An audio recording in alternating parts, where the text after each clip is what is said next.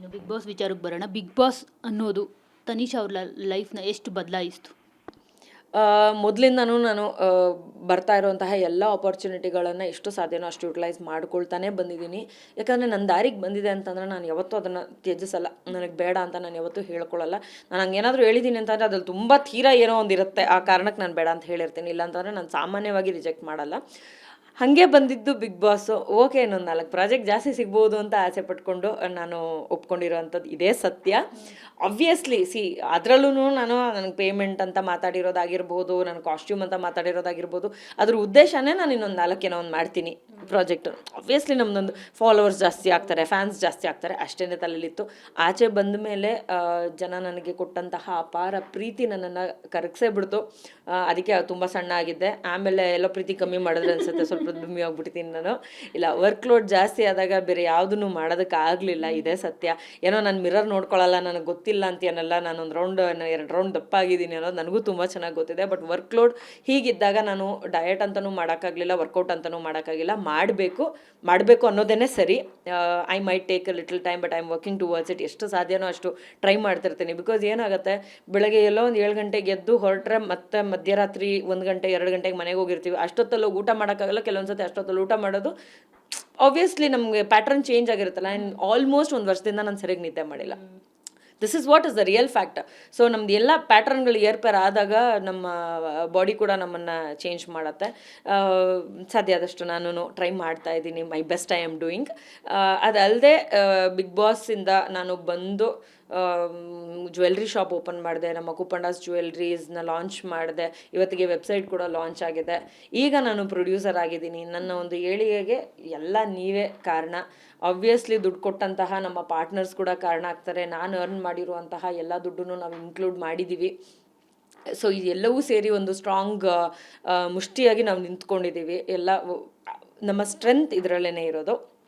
ಮುಂದೆ ಬಂದು ಇವತ್ತಿಲ್ಲಿ ನಿಂತ್ಕೊಂಡು ನಾನು ಆರಾಮಾಗಿ ಮಾತಾಡ್ತಾ ಇದ್ದೀನಿ. ಯಾವುದೋ ಒಂದು ಪ್ರಾಜೆಕ್ಟನ್ನು ನಿಮ್ಮ ಮುಂದೆ ಇಡ್ತಾ ಇದ್ದೀನಿ, ಕೋಣ ಸಿನಿಮಾ ಮಾಡಿದ್ದೀನಿ ಅಂತಂದರೆ ಎಲ್ಲರ ಆಶೀರ್ವಾದ ಪ್ರೀತಿ ತುಂಬ ಇದೆ. ಅದ್ರ ಜೊತೆಗೆ ಈ ಬರ್ತಾ ಬರ್ತಾ ಬರ್ತಾ ನಾವು ಬೆಳೀತಾ ಬೆಳೀತಾ ಬೆಳೀತಾ ಎಲ್ಲರ ಟ್ರೂ ಕಲರ್ಸ್ ಕೂಡ ಗೊತ್ತಾಗ್ತದೆ. ಸೊ ದೇವರು ನನಗೆ ಆಶೀರ್ವಾದ ಮಾಡೋದ್ರ ಜೊತೆಗೆ ಯಾವ್ಯಾವ ಅನ್ವಾಂಟೆಡ್ ಇದೆಯೋ ಅದನ್ನೆಲ್ಲ ನಾನು ಹಿಂಗೆ ಒದರ್ಬಿಟ್ಟಿದೆ ನನಗೆ. So I am in the good path ಅಂತ I am sure. So big ಬಾಸಿಂದ ಯಾರ್ಯಾರು ಹೊರಗೆ ಬರ್ತಾರೋ ಎಲ್ರಿಗೂ ಕೂಡ ಇದೇ ರೀತಿಯಾಗಿ ಏಳಿಗೆ ಸಿಗಲಿ, ನನ್ನನ್ನು ಇನ್ನೂ ಹೆಚ್ಚು ಬೆಳೆಸಿ. ಕೆರೆಯ ನೀರನ್ನು ಕೆರೆಗೆ ಚೆಲ್ಲಿ ಅನ್ನೋ ಥರ ಮಾಡ್ತಾ ಇದ್ದೀರಾ ನೀವು. ಅಂದರೆ ನೀವೇನು ಅರ್ನ್ ಮಾಡಿದ್ರಿ ಅದನ್ನೆಲ್ಲ ಕೋಣಗೆ ಹಾಕಿರುವಂಥದ್ದು ಎಷ್ಟು ನೆಸೆಸಿಟಿ ಇದೆ ಈ ಸಿನಿಮಾ ಸಕ್ಸಸ್ ಅನ್ನೋದು ನಿಮಗೆ? ಸಿನಿಮಾ ಸಕ್ಸಸ್ಸು ನನಗಾಗಲಿ, ನನ್ನ ಪಾರ್ಟ್ನರ್ಸ್ಗಾಗಲಿ, ಕೋಮಲ್ ಸರ್ಗಾಗಲಿ, ಇಲ್ಲಿರುವಂಥ ಅಷ್ಟೂ ಜನ ಆರ್ಟಿಸ್ಟ್ಗಳಿಗಾಗಲಿ ಎಲ್ರಿಗೂ ಕೂಡ ತುಂಬ ಇಂಪಾರ್ಟೆಂಟ್. ತುಂಬ ಒಂದು ಒಳ್ಳೆಯ ಸಕ್ಸಸ್ ಸಿಕ್ಕಾಗ ನಾವು ಎಲ್ಲರೂ ಕೂಡ ಬೆಳಿತೀವಿ. ಅದ್ರ ಜೊತೆಗೆ ಆಬ್ವಿಯಸ್ಲಿ ಹಾಕಿರುವಂಥ ಅಷ್ಟು ದುಡ್ಡು ಕೂಡ ಜನ ಬೆಳೆಸೋವರೆಗೂ ರಿಸ್ಕಲ್ಲಿರುತ್ತೆ. ನಮಗೆ ಇಷ್ಟು ದುಡ್ಡು ಹಾಕಬೇಕು ಅನ್ನೋದೇನು ಶೋಕಿ ಅಲ್ಲ. ಇದರಿಂದ ನಾವು ಏನೋ ಒಂದು ಪ್ರೆಸೆಂಟ್ ಮಾಡಬೇಕು. ಯಾಕೆ ಎಲ್ಲರೂ ಇದನ್ನು ಜಾಕ್ಪಾಟ್ ಅಂತ ಅಂತಾರೆ, ಯಾಕೆ ಇದು ಒಂದು ಪ್ರೊಫೆಷನ್ ಆಗಿ ಟರ್ನ್ ಆಗಬಾರ್ದು ಅನ್ನೋದೊಂದು ನನ್ನ ಒಂದು ಮೈಂಡ್ ಸೆಟ್ ಇದೆ. ಇವಾಗ ಜ್ಯುವೆಲ್ರಿ ಶಾಪ್ ಅಂತ ಬಂದಾಗ ಎಲ್ಲೋ ಒಂದು ಕಡೆ ಸೋರ್ಸ್ ಮಾಡ್ತೀವಿ, ತೊಗೊಂಡು ಬರ್ತೀವಿ, ಅದಕ್ಕೊಂದು ಲೇಬಲ್ ಹಾಕ್ತೀವಿ, ನಮ್ಮ ಕುಪ್ಪಂಡಾಸ್ ಅಂತ ಹೇಳ್ತೀವಿ, ಪ್ರೆಸೆಂಟ್ ಮಾಡ್ತೀವಿ, ಸೇಲ್ ಮಾಡ್ತೀವಿ. ಸಣ್ಣ ಪುಟ್ಟ ಒಂದು ಪ್ರಾಫಿಟ್ ಅನ್ನೋದು ನಮಗೆ ಖಂಡಿತವಾಗ್ಲೂ ಇರುತ್ತೆ. ನಾವೊಂದು ಮಾರ್ಜಿನ್ ಅಂತ, ಸಣ್ಣ ಮಾರ್ಜಿನ್ ಅಂತ ಆದ್ರೂ ಇಟ್ಕೊಂಡು ಸೇಲ್ ಮಾಡ್ತೀವಿ. ಅದೇ ರೀತಿಯಾಗಿ ಸಿನಿಮಾ ಅಂತ ಬಂದಾಗ ಒಳ್ಳೆ ರೀತಿಯಾಗಿ ಸೋರ್ಸ್ ಮಾಡಿ, ಆರ್ಟಿಸ್ಟ್ಗಳನ್ನ ಕರ್ಕೊಂಬಂದು ಶೂಟ್ ಮಾಡಿ, ಎಡಿಟ್ ಮಾಡಿ, ಡಬ್ಬಿಂಗ್ ಮಾಡಿ, DTS ಮಾಡಿ, DI ಮಾಡಿ, VFX ಮಾಡಿ, ಸೌಂಡ್ ಎಫೆಕ್ಟ್ ಮಾಡಿ, ಎಲ್ಲ ಮಾಡಿ ನಿಮ್ಮ ಮುಂದೆ ತೊಗೊಂಡು ಬಂದಿಟ್ಟಾಗ ಅದರಲ್ಲೊಂದು ಸಣ್ಣ ಪುಟ್ಟ ಪ್ರಾಫಿಟ್ ಅಂತ ಬಂದಾಗ ನಮಗೆ ಇದನ್ನು ಹೆಚ್ಚು ಮಾಡ್ಬೇಕಂತ ಅನ್ಸುತ್ತೆ. ಇದನ್ನೊಂದು ಪ್ರಾಪರ್ ಪ್ರೊಫೆಷನ್ ಆಗಿ ಕನ್ವರ್ಟ್ ಮಾಡ್ಬೇಕನ್ನೋಂಥ ಆಸೆ ನನಗೆ ತುಂಬ ಇದೆ. Being on entrepreneur I really have this in my mind. ಯಾಕೆ ಪ್ರೊಫೆಷ್ನಲ್ ಆಗಿ ಇದು ಆಗಲ್ಲ ಅಂದರೆ, ಆರ್ಟಿಸ್ಟ್ ಅಂದಾಗ ಒಂದು ಪ್ರೊಫೆಷನ್ ಅಂತ ಕನ್ಸಿಡರ್ ಮಾಡ್ತೀವಿ, ಬಟ್ ಪ್ರೊಡ್ಯೂಸರ್ ಅಂತ ಅಂದಾಗ ಅದನ್ನ ಪ್ರೊಫೆಷನ್ ಅಂತ ಯಾರೂ ಕನ್ಸಿಡರ್ ಮಾಡಲ್ಲ. ದುಡ್ಡಿದೆ ಗುರು ತೊಗೊಂಬಂದು ಮಾಡ್ತಿದ್ದಾರೆ ಅಂತಾರೆ, ಇನ್ಯಾವ್ದ್ರದ್ದು ದುಡ್ಡು ಇರಬೇಕದು, ಇನ್ಯಾರೋ ಅಪ್ಪ ಮಾಡಿರ್ಬೇಕದು, ಈ ಥರ ಬರುತ್ತೆ. ಇಲ್ಲ, this is like what we give it gives back for sure. ನಾವು ತುಂಬ ಚೆನ್ನಾಗಿ ಒಳ್ಳೆ ಎಫರ್ಟ್ ಹಾಕಿ ಒಳ್ಳೆ ವಿಷಯಗಳನ್ನ ಜಾಯಿನ್ ಮಾಡಿ ನಾವು ಪ್ರೆಸೆಂಟ್ ಮಾಡ್ತಾ ಇದ್ದೀವಿ. ದೇವರು ನಮ್ಮನ್ನು ಕೈ ಹಿಡಿತಾನೆ, ಜನ ಕೂಡ ನಮ್ಮನ್ನು ಕೈ ಹಿಡಿತಾರೆ ಅಂತ ನಾನು ನಂಬಿದ್ದೀನಿ. ಎಲ್ಲ ನಿಮ್ಗಳ ಕೈಯಲ್ಲಿದೆ, ಆಶೀರ್ವಾದ ಮಾಡಿ. ಸಖತ್ ಬ್ಯುಸಿ ಆಗಿದ್ದೀರಾ. ಬಿಗ್ ಬಾಸ್ 12 ಕಡೆ ಏನಾದರೂ ನೋಡ್ತಿದ್ದೀರಾ, ಹೇಗೆ ಏನು ಅಂತ? ಆಗಾಗ ಸಮಯ ಸಿಕ್ಕಾಗ ನೋಡ್ತಾ ಇರ್ತೀನಿ. ಗಿಲ್ಲಿ ಎಂಟರ್ಟೈನ್ಮೆಂಟ್ ಚೆನ್ನಾಗಿದೆ.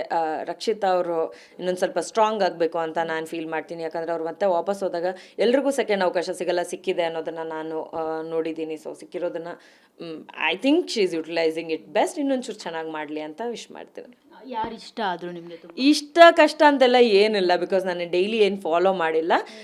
ಚೆನ್ನಾಗಿ ಮಾಡ್ತಾ ಇದ್ದಾರೆ, ಇನ್ನೂ ಚೆನ್ನಾಗಿ ಮಾಡಲಿ. ಸ್ಟ್ರಾಂಗ್ ಆಗಿರೋರು ಒಳ್ಳೆ ವಿಚಾರಗಳಲ್ಲೇ ಅದನ್ನು ಇಂಪ್ಲಿಮೆಂಟ್ ಮಾಡಲಿ ಅಂತ ಅಂದ್ಕೊಳ್ತೇನೆ. ಸೊ ಅಶ್ವಿನಿ ಗೌಡ ಮತ್ತು ಜಾಹ್ನವಿ ಒಂದಷ್ಟು ನೆಗೆಟಿವ್ ಆಗಿರುವಂಥದ್ದು. ಸೊ ಅದ್ರ ಬಗ್ಗೆ ನಿಮ್ಮ ಅಭಿಪ್ರಾಯ ಏನು?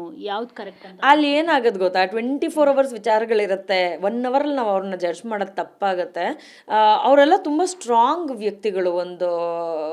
ಒಬ್ಬರು ಹೆಣ್ಮಕ್ಳಾಗಿದ್ಕೊಂಡು, ಕೆಲವರು ಹೋರಾಟಗಾರ್ತಿಯಾಗಿದ್ಕೊಂಡು, ಇನ್ನು ಕೆಲವರು ಆ್ಯಂಕರ್ ಆಗಿದ್ಕೊಂಡು ಒಂದಷ್ಟು ವಿಚಾರಗಳನ್ನು ತುಂಬ ಹತ್ತಿರದಲ್ಲಿ ನೋಡಿರ್ತಾರೆ. ಅವ್ರುಗಳು ಸುಮ್ಮನೆ ಏಕ್ದಮ್ ತಪ್ಪು ಮಾಡ್ತಾರೆ ಅಂತ ಅನ್ಕೊಳ್ಳೋದು ಸರಿ ಇರಲ್ಲ. ಏನೋ ವಿಚಾರಗಳು ಒಬ್ಬರು ವ್ಯಕ್ತಿ ಇಷ್ಟ ಆಗಲ್ಲ ಅಂತ ಅನ್ಬೇಕಾದ್ರೆ ಒಂದೊಂದು ಸತಿ ಮಾತುಗಳು ಕೆಟ್ಟದಾಗಿ ಬರುತ್ತೆ. ಮತ್ತು ನಾವೇನೋ ಒಂದು ಇದರಿಂದ ನಾವು ಸಪೋರ್ಟ್ ಮಾಡೋದು ಬೇಕಾಗಿಲ್ಲ, ಅವ್ರನ್ನ ತೆಗಳೋದು ಬೇಕಾಗಿಲ್ಲ. ಅದೊಂದು ಸಿಚುವೇಶನ್ ಅಷ್ಟೇ. ಸಿಚುವೇಶನ್ ಕೆಟ್ಟದಾಗಿರುತ್ತೆ. ಸಿಚುವೇಶನ್ ಕ್ರಾಸ್ ಆದಮೇಲೆ ಎಲ್ಲರೂ ಇಷ್ಟಪಡೋಕ್ಕೆ ಸ್ಟಾರ್ಟ್ ಮಾಡಿಬಿಡ್ತಾರೆ. ಕೆಲವೊಂದು ಸತಿ ಏನಾಗುತ್ತೆ, ನಾವು 100 ಒಳ್ಳೆ ಕೆಲಸ ಮಾಡಿದ್ರು ಆ 101ನೇದು ತಪ್ಪು ಮಾಡಿದಾಗ ಎದ್ದು ಕಾಣುತ್ತೆ. ಮ್ಯಾಟ್ರ್ ಆಗುತ್ತೆ, ಮ್ಯಾಟ್ರ್ ಆಗಲ್ಲ, ಎಲ್ಲ ನಮ್ಮ ಕೈಯಲ್ಲೇ ಇರುತ್ತೆ. ಯಾರಿಗೂ ಏನು ಕೇರ್ ಮಾಡಬೇಕಾಗಿರೋ ಅವಶ್ಯಕತೆ ಇಲ್ಲ. ಏನು ಸರಿ ಅನಿಸುತ್ತೋ ಅದನ್ನು ಮಾಡೋದೇ ಜೀವನ. ಬಿಗ್ ಬಾಸ್ ಒಳಗಡೆ ಅಲ್ಲಿ ಏನು ನಡೆಯುತ್ತೆ ಅನ್ನೋದು ಯಾರಿಗೂ ಗೊತ್ತಾಗಲ್ಲ. ಸೊ ಕೆಲವೊಂದು ಸತಿ ಜೋರಾಗಿ ಮಾತಾಡಿದಾಗ ತಪ್ಪಾಗಿ ಕಾಣಿಸ್ಬೋದು, ಕೆಲವೊಂದು ಸತಿ ಅದೇ ಜೋರಾಗಿ ಮಾತಾಡಿದಾಗ ಇನ್ಸ್ಪಿರೇಷನ್ ಅನಿಸ್ಬೋದು. ಇದು ಎರಡು ವ್ಯತ್ಯಾಸಗಳನ್ನ ನಾನು ನೋಡಿರೋದ್ರಿಂದ ಅವ್ರನ್ನ ಜಡ್ಜ್ ಮಾಡೋದು ತಪ್ಪಾಗುತ್ತೆ. ಗೊತ್ತಿಲ್ಲ ವಿಷಯಗಳು, ಬಟ್ ಕೆಟ್ಟ ಪದಗಳನ್ನ ಯಾರು ಬಳಸದೇ ಇದ್ದರೆ ಉತ್ತಮ. ಸೊ ಯಾರು ನಿಮಗೆ ಗೆಲ್ಲಬೇಕು? ನಿಮ್ಗೆ ಹೋಗಿರೋರು ಯಾರಾದರೂ ಗೊತ್ತಿರೋರು? ಪರಿಚಯ ಇದ್ದಾರೆ. ಪರಿಚಯ ಇಲ್ಲ ಅಂತೇನಿಲ್ಲ, ಬಟ್ ಕ್ಲೋಸ್ ಫ್ರೆಂಡ್ಸ್ ಅಂತಾನು ಯಾರೂ ಇಲ್ಲ. ಸೊ ಪರಿಚಯ ಇರೋರು, ಹೊಸದಾಗಿ ಆಡ್ತಿರೋರು ಎಲ್ಲರೂ ಕೂಡ ಆಲ್ ದ ವೆರಿ ಬೆಸ್ಟ್. ಎಲ್ರಿಗೂ ಒಳ್ಳೇದಾಗಲಿ. ಓಕೆ. ದೆನ್ ಇನ್ನೊಂದು, ಮೊನ್ನೆ ಅಷ್ಟೇ ಒಂದಷ್ಟು ವಿಚಾರಗಳು ವೈರಲ್ ಆಗಿತ್ತು ನಿಮ್ಮ ಬಗ್ಗೆ, ಅಂದರೆ ವರ್ತೂರ್ ಅವ್ರು ಹೇಳಿದಂಥ ಮಾತು. ಸೊ ಎಲ್ಲರೂ ನಿಮ್ಮ ಬಗ್ಗೆ ಲೈಕ್ ಏನೋ ಒಂದಷ್ಟು ಇಮ್ಯಾಜಿನ್ ಮಾಡ್ಕೊಂಡಿದ್ರು, ಇವರಿಬ್ಬರು ಒಳ್ಳೆ ಪೈರ್ ಅಂತ ಎಲ್ಲ ಅಂದ್ಕೊಂಡು ಒಂದಷ್ಟು ಸುದ್ದಿಗಳಾಗ್ತಾ ಇತ್ತು. ಅದ್ರ ಬಗ್ಗೆನೇ ಯಾವಾಗಲೂ ನೀವು ಅವ್ರ ಕಾಲೆಳೆಯೋದು, ಅವ್ರು ನಿಮ್ಮನ್ನು ಕಾಲೆಳೆಯೋದು, ಅದರ್ವೈಸ್ ಬೇರೆಯವ್ರು ನಿಮ್ಮನ್ನು ವೇದಿಕೆಗಳಲ್ಲಿ ಮತ್ತು ರಿಯಾಲಿಟಿ ಶೋಗಳಲ್ಲಿ, ಜೊತೆಗೆ ಏನಾದರೂ ಕಾರ್ಯಕ್ರಮಗಳಲ್ಲಿ. ಸೊ ಏನು ಹೇಳ್ತಾರೆ ತನಿಷಾ ಆ ಸ್ಟೇಟ್ಮೆಂಟ್? ಏನಿಲ್ಲ, ನಾವು ಮೊದಲಿಂದನೂ ಕ್ಲಿಯರಾಗೇ ಹೇಳಿದ್ವಿ. ಜನಕ್ಕೆ ಪ್ರಾಬಬ್ಲಿ ಅರ್ಥ ಆಗಿರಲಿಲ್ಲ. ಕೆಲವ್ರು ಹೇಳೋ ರೀತಿ ಬೇರೆ ಬೇರೆ ಇರಬಹುದು, ಕೆಲವ್ರು ನೋಡೋ ರೀತಿ ಬೇರೆ ಬೇರೆ ಇರಬಹುದು. ಸೊ ಎಲ್ಲರೂ ಹಿಂಗೆ ಇಮ್ಯಾಜಿನ್ ಮಾಡ್ಕೊಂಡಿದ್ದಾರೆ ಅಂತ ನಾವೇನು ಅದನ್ನು ರಿಯಲ್ ಮಾಡೋಕ್ಕಾಗಲ್ಲ. But I was also very clear, ನಾವು ಯಾವುದೇ ಪೇರ್ ಅಲ್ಲ ಅಂತ. He was also very clear. I think it's solved. ಇನ್ನು ಆಗಸ್ಟ್ 31 ಕೋಣ ಸಿನಿಮಾ ರಿಲೀಸ್ ಆಗ್ತಾ ಇದೆ. ಅಕ್ಟೋಬರ್ 31 ಕೋಣ ಸಿನಿಮಾ ರಿಲೀಸ್ ಆಗ್ತಾ ಇದೆ. ಏನು ಹೇಳ್ತೀರಿ?